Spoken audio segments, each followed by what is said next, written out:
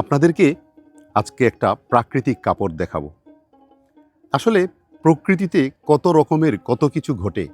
অনেক কিছু আমাদের দৃষ্টিগোচর হয়, আবার অনেক কিছু আমাদের অগোচরেই থেকে যায়, তিমিরেই থেকে যায়। এই যে দেখেন আমার হাতে, এটা কি পাতা মনে হচ্ছে? অবশ্যই পাতা না। এটাকে দেখলে মনে হচ্ছে অর্গানজা কাপড়। আপনারা নিশ্চয়ই অর্গানজা কাপড়ের সাথে পরিচিতি আছে।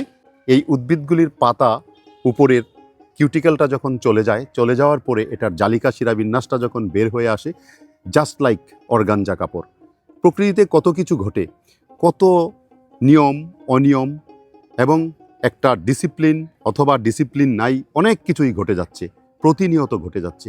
আমরা কজনেই বা সেটা খোঁজ রাখি, আমরা কজনেই বা সেটা দেখি। এটা দেখার জন্য আপনাকে নিবিড়ভাবে তাকিয়ে থাকতে হবে। এটা দেখার জন্য আপনাকে প্রকৃতির সান্নিধ্যে যেতে হবে।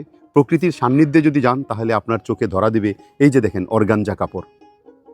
এটা হঠাৎ করে দেখে এটাকে কখনোই পাতা মনে হবে না, যদিও এটা পাতার একটা অংশ এবং এটা পাতার উপরের কিউটিক্যালটা চলে যাওয়ার পরে জালিকা শিরাবিন্যাসটা বের হয়ে এসেছে।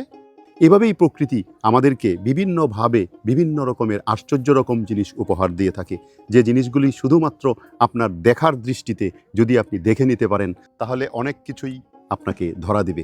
সেটা আপনার কাছে যেন দৃষ্টিগোচর হয়, সেটার জন্য আপনাকে নিবিড়ভাবে প্রকৃতিতে হেঁটে যেতে হবে। কখনো মাটির দিকে তাকিয়ে হেঁটে যেতে হবে, কখনো গাছের পাতার দিকে উপর দিকে তাকিয়ে থাকতে হবে, কখনো গাছের মাঝে কাণ্ডের দিকে তাকিয়ে থাকতে হবে। এই যে আপনার দৃষ্টি, সেই দৃষ্টি একদিন দেখবেন প্রকৃতি থেকে একটা এমন একটা জিনিস ধরা দিবে যা আপনি তাকিয়ে থাকবেন বিস্ময়ের সাথে। তাই তো কবিগুরুর ভাষায় বলতে হয়, আকাশ ভরা সূর্য তারা, বিশ্বভরা প্রাণ, তাহারি মাঝখানে আমি পেয়েছি মোর স্থান, বিস্ময়ে তাই জাগে আমার গান। এতক্ষণ যে উদ্ভিদের পাতা নিয়ে অর্গানজা কাপড়ের সাথে তুলনা করছিলাম সেটা হচ্ছে হেভিয়া ব্রাজিলিয়ানসিস, যাকে বাংলায় বলা হয় রাবার গাছ। ইউফোরবিয়েসি পরিবারভুক্ত একটি উদ্ভিদ এটি।